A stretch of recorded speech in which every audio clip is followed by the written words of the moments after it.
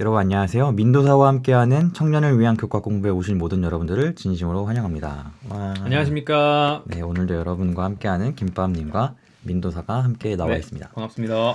네, 이렇게 제가 오늘이 5월 8일인데 제가 어제 밤에 일기를 쓰면서 생각해보니까 어제 저희가 미국에 온 지 1년째 되는 날이더라고요. 아, 그걸 되게 감회가 새로웠고 저희 어, 같이 비행기 타고 왔는데. 네, 그걸 알았다면은 뭐 케이크라도 샀을 텐데 그렇습니다. 시간이 참 빠르네요. 네, 저 이렇게 공부를 또 하고 있는데, 네. 지난번에 배웠던 거 혹시 기억 남는 게 있으신가요? 네, 지난주 8과에서는 창세기 1번 우리가 배웠었는데, 네, 맞아요.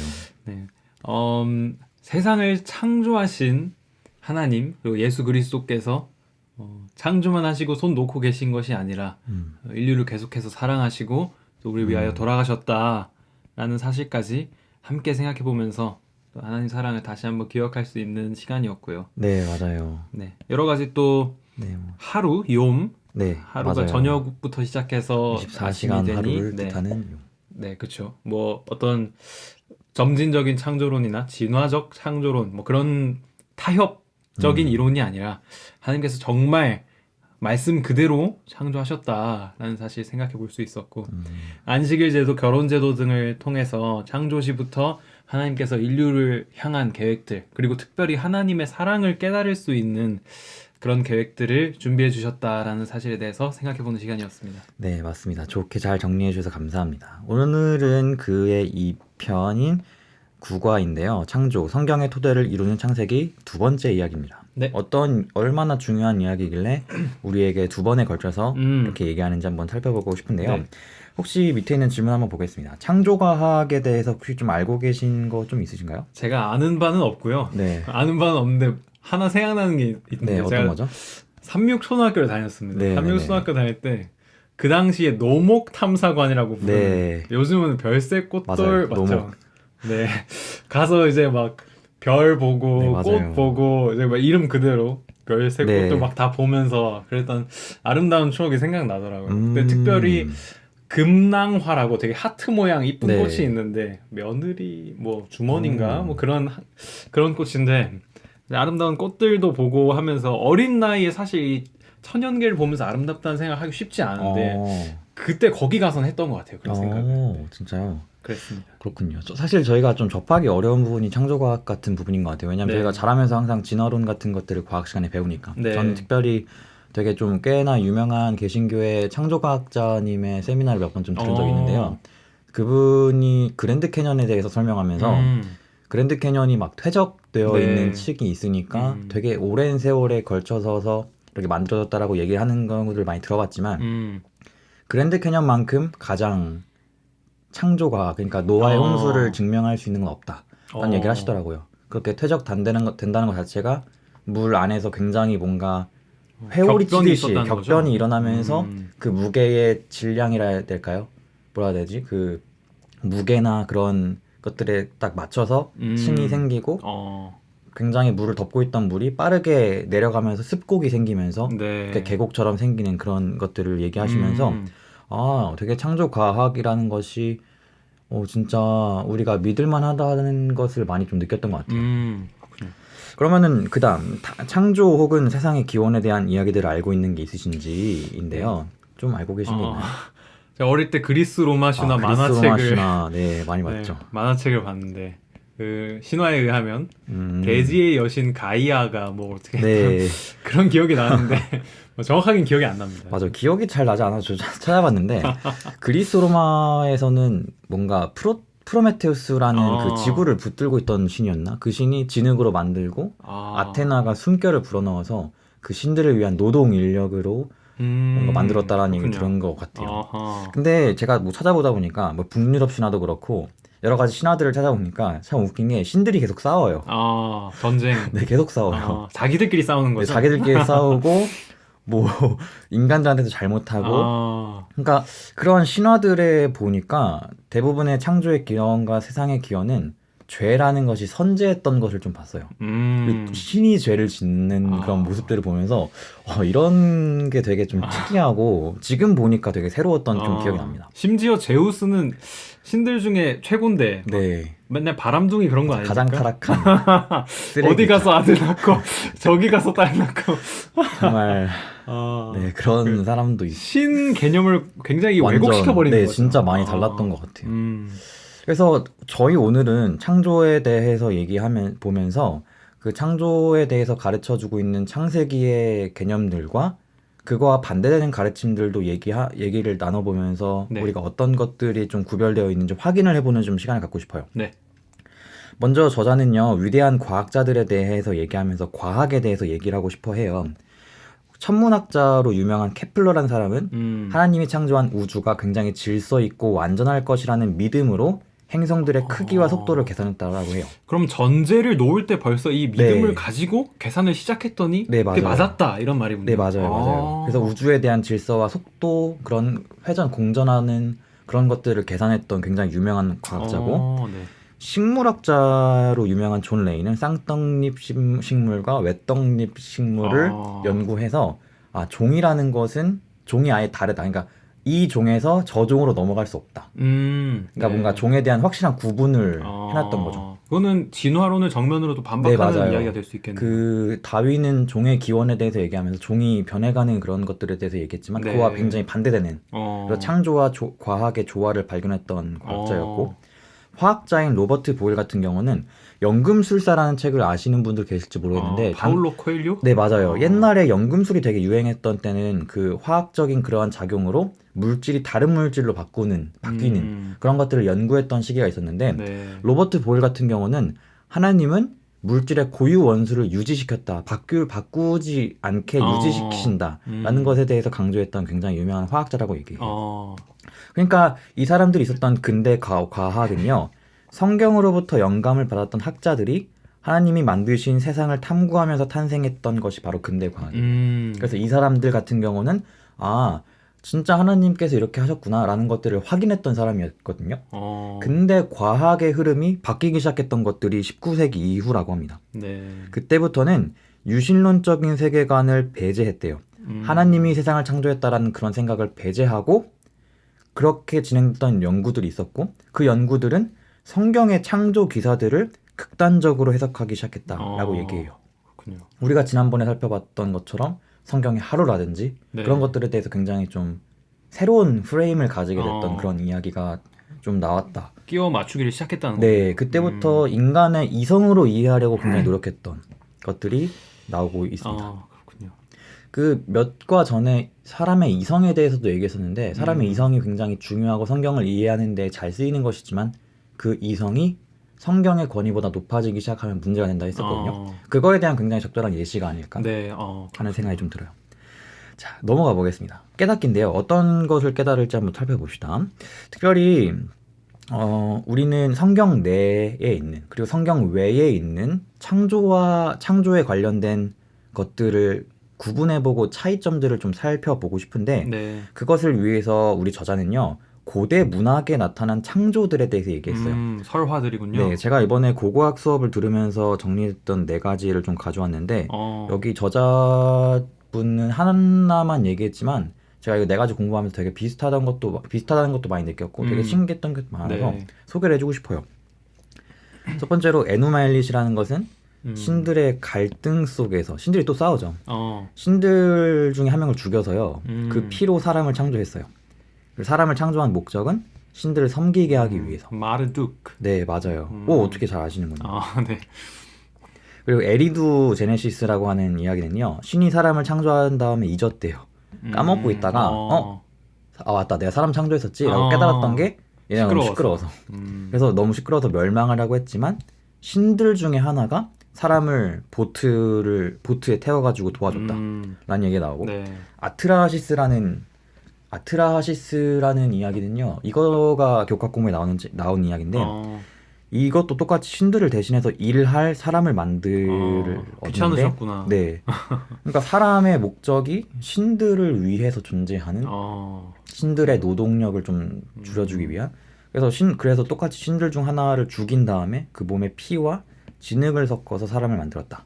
라고 얘기했는데 또 시끄러워서 멸망시키려고 했대요. 그래서 한 신이 또 방주를 만들었다. 라고 얘기하는 것이 있었고, 마지막 길가메시 서사시는 굉장히 유명한 네. 거의 학부 때도 배웠던 것 같은데 되게 특이하게도 여기서 영생의 열매가 있었대요. 근데 그 영생의 열매를 뱀이 훔쳐서 아하. 영생을 놓쳤고, 비슷한 코드군요. 네, 신기하죠. 그리고 똑같이 홍수로 멸망의 계획을 세웠는데 한 가족에게만 말해주고 한 가족만 살도록 남들에게 말하지 마 라고 하면서 갑자기 홍수로 멸망했던 그런 이야기가 등장해요. 그래서 지금 이런 이야기들을 살펴봤는데, 지금 이 시간에는 이 창조의 이야기, 성경에서 말하는 창조의 이야기와 공통점, 차이점을 좀 구분해보고 싶거든요. 네. 한번 좀 공통점 먼저 한번 얘기 나눠볼까요? 일단 신들이 있군요. 절대자 같은 존재들이 있고, 존재가 있죠. 또 어떤 공통점들이 있을까요? 뭐 방주 이런 거, 네, 노아 방주나 영생의 열매라든가 네, 이런 것들은 공통점에 해당하는 것 맞아요. 같고. 그리고 네. 또 한 가족을 선택했다는 것도 물론 좀 다른 부분들도 있지만 그렇죠, 네. 가족 선택했던 것도 어. 그렇고 뭐 진흙으로 사람 만드는 것도 그렇고 공통점들이 분명히 있어요. 네. 그러니까 그 당시에 이게 보통 한 BC 1000년에서 BC 2000년 정도 그 사이쯤에 생겨났던 그때 쓰인 글이거든요. 창세기가 BC 1600년쯤에 쓰였으니까 되게 비슷한 연대에 쓰였던 것인데 네. 그냥 그 당시 사람들에게 굉장히 잘 알려졌던 이야기라는 것이죠. 뭔가 제네럴하게 대부분의 사람들이 성경의 창조 그리고 홍수 그러한 이야기들을 전반적으로 가지고 있었던 것 같은데 조금 다르게 네. 부분들이 있던 것 같아요. 그럼 차이점을 한번 좀 찾아볼까요? 네. 차이점은 뭐가 있을까요? 차이점은 어떤 신들이 네, 신들이 일단 시끄럽고 네. 시끄러운 이야기가 많이 나오네요. 갈등이 많죠. 저도 이제 에노말리시를 다른 수업에서 한번 이렇게 공부할 기회가 있었는데 네. 거기서도 제가 본 그 텍스트에는 거기서도 똑같이 그게 나왔어요. 시끄러워가지고. 시끄러워서. 네. 노이지. 네, 노이지에서. 그렇죠. 그런 것들이 이제 좀 다른 부분인 것 같고 또 뭐가 있을까요? 자기들끼리 싸우는 거, 네, 신들끼리 싸우는 거. 갈등. 그 신이 죄를 짓는 거는 죽이고. 네. 그러니까 이거 되게 그리스 로마 신화랑 되게 비슷한 것 같아요. 뭔가 이런 걸 보면서 유혹당하고 그리스 로마도 마찬가지고 유혹당하고 죄를 짓는 신이 사람의 문제를 해결할 수 있을까? 라는 질문이 들더라고요. 그거에 대한 대답은 아마 저는 못 맡길 것 같아요. 네. 이런 신이 나를 다스린다면. 아무튼 되게 분명하고 극명한 차이가 존재하는 걸 우리가 지금 보고 있어요. 그런데 성경의 창조 기사의 하나님, 우리가 믿는 하나님과 고대 창조 설화에 등장하는 신들의 모습을 한번 좀 생각해 봅시다.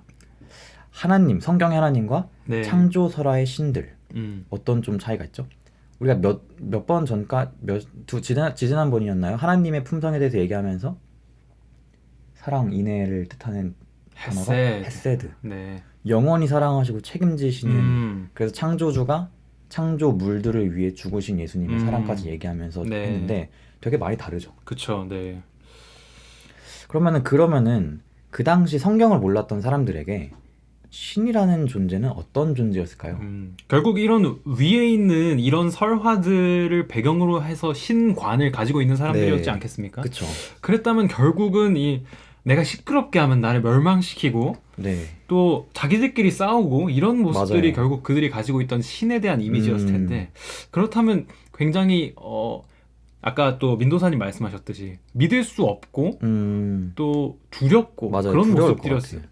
네, 모습들이었지 않을까. 뭔가 무책임할 것 같기도 하고 좀 이기적이지 않나요? 자기들을 위해서 자기들이 일을 덜 하려고 만드는 그런 그쵸. 모습들? 창조의 목적 자체가 달라져 버리는 거죠. 네, 맞아요. 창조라는 것 자체가 완전 뒷바뀌는 것 같은데 전 이거 보면서 저번 시간도 그렇고 좀 깨달아지는 게 사단이 우리의 신관, 하나님에 대한 관점과 프레임을 이렇게 만드는구나라는 생각이 좀 들었어요. 그러니까 사단이 되게 잘하는 게 프레임을 흐리는 거죠. 19세기 이후의 과학도 인간의 이성이라는 프레임으로 성경을 보려고 하니까 믿지 않게 되는 것이었고 지난번에 얘기했던 것처럼 안식일 바꿔버렸죠. 결혼에 대한 프레임도 완전 다 바뀌어버렸고 네. 창조의 하루 또 1억 몇 년으로 확장시키는 경우도 있고 진화라는 것을 얘기하면서 죽음이 원래부터 존재했고 그리스도가 필요 없다 라는 것들을 얘기하면서 아 되게 사단이 우리의 프레임을 바꾸려고 많이 노력했구나 라는 생각을 많이 했어요. 네. 그래서 우리가 이런 모습들을 보면서 우리가 얼마나 지금까지 하나님에 대한 품성을 오해할 수 있었는지에 대해서 좀 살펴볼 수 있을 것 같고 네. 이런 말 하잖아요. 부모님에게 아버지에게 진짜 많은 사랑을 받지 못한 사람은 하나님의 사랑에 대해서 경험하는 것이 조금 비교적 어려울 수도 있다. 네. 그러니까 경험해보지 못하고 알지 못하기 때문에 그러니까 우리가 우리에게 가정을 흔들어 놓으면서 하나님, 아버지 하나님에 대한 두려운 마음을 뭔가 품게 되고 네. 이런 프레임을 우리에게 좀 조작하는 것 같다는 생각이 좀 들었어요. 여기까지 아무튼 해봤고 혹시 좀 어려운 부분들이 좀 있으신가요? 나 여기까지는 괜찮습니다. 다행이네요. 좋은 설명들을 통해서. 좀 저도 많이 어렵기 때문에 공부하면서 같이 하면 좀 좋을 것 네. 같습니다. 그다음 창세기와 이방 종교인데요. 성경줄 한번 읽어주시겠어요? 하나님이 두 개의 큰 광채를 만들어 큰 광채로 낮을, 작은 광채로 밤을 지배하게 하셨으며 또 별들도 만드셨다. 네, 아까 제가 말씀드렸던 것처럼 창세기는 BC 1600년 전, 600년쯤에 쓰였다고 네. 죄송합니다. 1500년입니다. 1500년쯤에 쓰였다고 얘기했는데요. 그 당시엔 분명히 해랑 달, 우리가 해를 큰 광명체를 해라고 부르고 네. 작은 거를 달이라고 부르는 것처럼 이름이 있었을 거예요. 근데 왜 모세, 이 창세기를 기록한 모세는 해와 달을 만들었다라고 하지 않고 큰 광채와 작은 광채를 만들었다라고 얘기했을까요? 그러게요. 모르진 않았을 텐데. 네, 되게 어려운 질문일 수 있는데요. 그거에 대한 설명을 저자가 얘기해줘요. 창세기의 저자인 모세는 의도적으로 그 해와 달이란 단어를 피했대요. 모세가 이집트에서 살았잖아요. 그렇죠. 이집트의 신은요, 태양신, 라. 이집트 왕자에서 본 것 같아요. 네, 맞아요. 라라고 불리는 태양신이 있었거든요. 그러니까 그 당시에 해와 달은요, 다른 민족들에게는 신의 이름이었대요. 그래서 하나님이 새로운 다른 마이너 신을 창조한 것이 아니라 하나님은 그냥 큰 광채, 작은 광채 그 자체 그냥 그저 하나님은 창조물을 만들었다 라고 얘기했던 것 같아요. 그러면 이제 해랑 달이라는 말을 사용함으로써 그 하위 신들의 네, 맞아요. 존재를 인정해버리는 것이 될 수 있었기 때문에 그 위험을 피하고자 했던 것이군요. 그렇죠. 하나님이 창조하신 거는 너희들이 라라고 부르는 그 신이 아니라 그냥 빛을 내는 광명체 창조물일 것뿐이야 네. 라고 얘기하는 게 아닐까 싶은 생각이 좀 들어요. 그래서 지난번에 김밥님이 말씀해 주셨던 것처럼 그 당시부터도 참되지 않은 신, 참되지 않은 예배에 대해서 경계하고 있는 모습을 모세가 보여주고 있구나 라는 걸 우리가 알 수 있죠. 그러면서 우리가 그렇고요. 그 다음 창조와 시간이라는 것인데요. 성경절 한번 읽어주겠어요? 아담은 130세에 자기를 닮은 아들을 낳아 그 이름을 셋이라고 지었다. 그 후에도 그는 800년을 더 살며 자녀를 낳고 지내다가 930세에 죽었다. 네, 이거 굉장히 사실은 그러니까 몇 살에 죽었다라고만 얘기하는 것이 아니라 몇 살에 낳았는지를 얘기하거든요. 몇 살을 낳았는지에 대해서 얘기한다는 거는 그 자녀의 새로운 연대의 시작점을 알려준다는 거죠. 근데 그렇게 했을 때 뭔가 우리가 얻을 수 있는 게 뭐냐면은 이 족보에 빈틈이 없어요. 연대적인 부분에서. 네. 만약에 130살에 나왔지 않았다 라고 얘기한다면은 다른 많은 성경에 대해서 뭔가 진화론적으로 해석하는 사람들은 아담이 900살에 나왔을 수도 있고 하면서 연대를 확장시킬 수 있는 가능성이 있는데 그것을 완전 차단시켜 버리는 거죠. 그러니까 성경이 얘기해주고 있는 연속적인 가계도는요, 여러 성경학자들이 시도하고 있는 진화론과 창세기에 있는 창조론을 조화시키려고 하는 시도들을 완전 차단해 버리는 거죠. 아까 얘기했던 것처럼 성경 창조의 하루를 몇 억 년으로 확장시키고 싶어 하는 것처럼 이 성경학자들, 진화론과 성경을 조화롭게 하고 싶어 하는, 그렇게 시도하고 싶어 하는 성경의 학자들이 연대적으로 어떻게든 맞춰보려고 이렇게 하는 것들을 완전 차단해 버리는 거죠. 그래서 인간의 역사에 대한 과학적인 정보들은 성경보다 더 오랜 과거의 시간을 전제로 하지만 더 오랜 기간이 필요한 게 진화론의 주장이지만 성경의 족보는 아담 때부터 빈틈없는 시간적인 요소를 제공하고 있어요. 그렇게 확장시킬 여지가 없다는 네. 말이군요. 그러니까 참 모세가 이렇게 될 걸 알았었나라고 생각할 싶을 정도로 모세가 이 글을 쓰면서 하나님께 영광을 받아 쓰면서 완전 차단시키고 있는 것들이 많이 있죠. 해와 달의 신, 다른 신의 여부, 네. 또 뭔가 시간을 확장시킬 만한 그런 여부들. 어. 야, 너 맘대로 해석하지 마. 라는 그러한 경계. 과학적인 프레임에 성경을 맞추려고 하는 시도들에 대한 경계를 지금 이렇게 볼 수 있는 거를 보면은 참 신기하다. 라는 생각이 이론이 좀 들어요. 성경을 그냥 단지 어떤 역사적인 기록으로만 치부할 수 없는 또 맞아요. 이유이기도 하군요. 영감으로 기록되었기 네, 때문에. 영감으로 기록됐기 때문에 이런 부분들을 사전에 찾아내는 참 진짜 놀라운 것 같아요. 저도 공부하면서 참 신기했습니다. 자, 이제 마지막으로 가고 있는데요. 성경 속의 창조입니다. 특별히 성경 중에서 우리 신약 성경에 나오는 창조와 관련된 성경의 이야기들을 좀 살펴볼 거예요. 네. 한번 천천히 읽어주시겠습니까? 네, 마태복음 19장 4절에서 5절에는 하나님이 사람을 남자와 여자로 지으시고 한 몸을 이루게 하심. 이거 우리 창세기에서 네, 봤던 맞아요. 내용이고. 배웠죠. 네, 사도행전 14장 15절에는 바울이 루스드라 사람들에게 창조주 하나님께 돌아오라고 호소했다. 네. 로마서 1장 20절에는 창조주의 능력과 신성이 그가 만드신 만물에 분명히 나타나고 있다.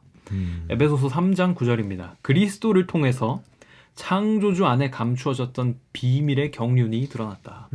요한계시록 2장 7절과 22장 2절로 3절에는 생명나무의 열매, 창조주의 신이 생명나무의 12가시 이런 부분을 이야기하고 있다. 네, 신약에서도 창조에 대한 언급들, 그 창세기 초반부에 있었던 그런 것들을 동일하게 언급하는 것들을 지금 보게 됐어요. 이런 걸 보면서 창조에 대해서 이 신약 성경은 어떤 태도를 가지고 있다고 생각하시나요? 마치 창세기 1장 1절에서 네. 다른 어떤 부차적인 그런 설명 없이 아주 하나님이 천지를 창조하셨다라는 그 어떤 선언적인 문구로 시작을 하는 것처럼 신약 성경에서도 여전히 이 창조 사건, 하나님께서 세상을 창조하시고 만드시고 붙들고 계시다는 사실에 대해서 어떤 변명의 여지가 없이 그냥 확실히 선언해버리는 그런 느낌을 저도 받게 되는 것 같습니다. 맞아요. 선언적 태도. 그러니까 항상 얘기하는 게 우리가 성경은 창조를 증명하려고 하지 않는다. 네. 하나님에 대해서 존재를 증명하려고 하지 않는다. 왜냐면은 하나님이 있다고 당연하게 전제하고 얘기하고 그쵸. 창조했다고 당연하게 여기는 것을 많이 얘기 들었는데 창조에 대해서도 마찬가지로 좀 느껴져요. 그러니까 신약 성경 전체적으로 창세기 1장과 11장에 등장하는 초반 부분에 등장하는 사건들을 언급하면서 신약 성경 자체가 그 창조의 토대 위에 수립되었고 창조의 역사와 문자적인 의미를 실제적으로 강조하고 있다라는 것을 우리가 알 수 있는 것이죠. 네. 그래서 지금까지 우리가 깨닫기 시간을 통해서 성경이 어떻게 하나님의 창조를 역사적인 사건으로 바라보고 있는지에 대해서 연구하고 있어요. 그래서 지금 우리가 이 두 과에 걸쳐서 성경이 어떻게 하나님의 창조를 역사적인 사건으로 바라보고 있고 그것이 얼마나 중요한지 얘기하고 있는데 네. 그렇다면은 좀 얘기를 나눠보고 싶은 게 우리가 8과부터 지금 9과까지 이렇게 창조와 관련된 이야기들을 두 과에 걸쳐서 얘기하고 있거든요. 네. 이렇게 두 과에 걸쳐서 얘기할 만큼 중요한 이유가 뭘까요? 우리 지난 시간에도 이야기했듯이 결국은 이 성경 해석학이라는 교과 공부책에서 네. 성경 말씀을 이해하기 위한 공부들을 하고 있는 것인데 그것에 있어서 우리가 성경의 저자이신 하나님에 대해서 이해할 필요가 있고 하나님께서 우리에게 어떤 하나님이신가 결국은 나를 창조하시고 세상 만물을 창조하신 하나님이라는 사실을 인식하고 전제하는 데서 출발을 해야 이 사랑의 하나님이 나를 위해서 어떤 일들을 하셨는가가 나의 삶에 직접적인 관련성을 가지게 되는 것이죠. 그렇기 때문에 네, 이 창조에 대한 이야기, 나의 삶의 근원에 대한 이야기, 출발점에 대한 이야기들을 맞아요. 계속해서 우리에게 상기시키고 주지시킴으로써 사랑의 하나님이 나를 만드시고 나를 위해서 돌아가셨다는 사실을 개인적으로 경험할 수 있도록 도와주고 있는 그런 장치로서 이렇게 계속해서 강조하고 있는 것이 아닌가 생각을 해보게 됩니다. 네, 맞아요. 저도 완전히 동의합니다. 그러니까 우리가 이렇게 두 과에 걸쳐서 얘기할 만큼 이 토대, 창조라는 것의 토대가 없으면은 성경을 우리가 믿는 것이 아예 불가능하고 그리스도를 부정할 수밖에 없게 되고 우리 삶에 그리스도가 필요 없는 것이죠. 그렇지만 하나님이 우리를 창조하셨다면은 그분이 우리 삶에 굉장히 필요하고 절대적인 분이라는 것을 알게 되고 네. 우리의 삶의 태도가 바뀔 수 있기 때문에 정말 중요한 것 같아요. 그렇다면은 마지막 이제 정리하면서 느끼기를 갈 건데요. 고대 창조 설화들과 달리 성경의 창조 기사에 드러난 창조의 목적과 하나님의 성품에 대해서 좀 나누는 시간을 좀 가지고 싶어요. 우리가 뭐 다양한 얘기들을 했지만 네. 특별히 우리가 좀 처음 부분에 얘기했었던 그러한 신에 비교해서 하나님은 어떤 분일까요? 네. 오늘 되게 또 인상 깊은 부분이었는데 네. 그 다른 신들이 일하기 싫어서 창조하고 어. 이런 어떤 창조의 목적에 대해서 맞아요. 생각해 봤을 때 다른 신들은 결국 그 이기적인 그런 어떤 목적들을 위해서 창조했다면 그 이타적 사랑을 그 속성으로 하는 하나님의 사랑은 하나님의 창조의 목적은 결국 우리의 행복을 위한 것이고 우리가 이 땅에서 하나님의 말씀과 하나님의 지도하심을 통해서 행복하게 살아가는 것에 그 창조의 목적을 두고 있다고 한다면 내가 섬기고 싶은 신은 그쪽 다른 그런 분들이 아니고 사랑의 하나님을 더욱 섬기고 싶다라는 생각을 우리 하나님이 이런 하나님이어서 정말 감사하다라는 생각을 하게 되는 것 같습니다. 네, 맞아요. 저도 똑같이 생각했어요. 되게 우리가 섬기는 하나님이 진짜 합리적이시고 섬기고 싶은 하나님이구나. 다른 고대의 그런 왜곡된 신들은 섬기고 싶지 않아요. 근데 진짜 우리가 믿는 하나님은 너무나 깊으시고 우리 사랑하신다는 것을 확실하게 느낄 수 있으니까 네. 정말 그런 거를 많이 깨닫게 되는 것 같습니다. 그럼 우리 마지막 이 글을 좀 읽고 마칠까요? 성경은 사람들이 소유하고 있는 가장 광범위하고 교훈적인 역사이다.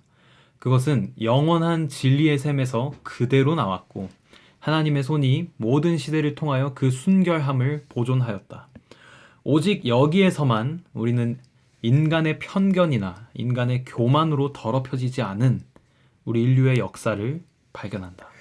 이거 진짜 마지막 글이 참 전 인상 깊었던 것 같아요. 인간의 편견이나 인간의 교만으로 더럽혀지지 않는 인류의 역사를 발견한다. 근데 만약 아까 제가 말씀드렸잖아요. 사단은 우리의 프레임을 바꾸고 싶어 하는 것 같고 네. 수정하고 싶고 왜곡시켜 버리고 싶은 것 같은데 그러한 사단도 그렇게 우리의 프레임과 우리의 그런 진리를 변화시키고 왜곡시켜 하고 싶어 하는 사단도 더럽힐 수 없었던 한 가지는 예수님이었고 그리고 그분께서 말씀하신 성경을 네. 바꿀 수는 없었구나 네. 라는 생각이 들면서 하나님의 손이 이렇게 지켜주셨던 이 성경에 대해서 우리가 어떤 태도를 가져야 될까 하나님의 말씀에 대해서 어떤 반응을 가져야 될까 라는 생각을 좀 할 수 있었던 것 같아요. 감사합니다. 그래서 우리가 가진 것에 대한 소중함과 가치를 알아야 하지 않을까 싶은 생각이 듭니다. 하나님이 그 누구도 바꿀 수 없고 그 누구도 더럽힐 수 없었던 이 성경을 지켜주셨던 것처럼 네. 우리 삶의 성경을 꼭 우리 삶의 인도자로 삼아야 되지 않을까 싶습니다. 감사합니다. 어떻게 이렇게 두 과에 걸쳐서 네. 성경의 토대, 창조에 대해 얘기했는데 어떠셨나요? 네. 지난 시간을 통해서는 또 책임지시는 하나님의 사랑을 느껴볼 수 있는 창조하시고 가만두지 않으시고 우리를 사랑하시는 하나님 사랑에 대해서 느껴볼 수 있었던 것 같고 오늘도 오늘 공부를 통해서 여러 가지 또 다른 설화들 네. 그리고 다른 신들의 모습과 비교해서 드러나는 하나님의 아름다운 사랑을 생각해 보면서 그리고 그 치밀하게 오류가 비집고 들어올 틈을 네. 남겨두지 않은 그런 하나님의 어떤 섬세한 계획 그런 것들을 또 다시 한번 생각해 보면서 내가 믿고 있는 하나님이 정말 참된 하나님이시구나 다시 한번 깨닫고 느끼게 되는 시간이었던 것 같습니다. 네, 저도 개인적으로 이걸 준비하면서 정말 어려웠거든요. 근데 어려웠는데 같이 얘기 나누면서 하니까 너무 은혜로웠고 무엇보다 하나님이 우리의 창조주라는 것이 정말 감사하고 행복했던 네. 것 같습니다. 그럼 우리 이렇게 또 좋은 이야기를 마치게 되었고 함께 또 기도하고 또 다음 시간을 또 기대하겠습니다. 네. 사랑의 하나님, 우리 이 시간 함께 하셔서 감사합니다. 창조라는 것이 얼마나 중요한지 알게 되었습니다. 사단도 왜곡할 수 없었던 예수님, 그리고 그분의 말씀, 성경을 우리가 가지고 있으니 그 성경의 말씀에 따라 우리가 반응하고 성경의 성경이 말하고 있는 하나님을 온전히 이해할 수 있도록 도와주세요. 예수님의 이름으로 기도합니다.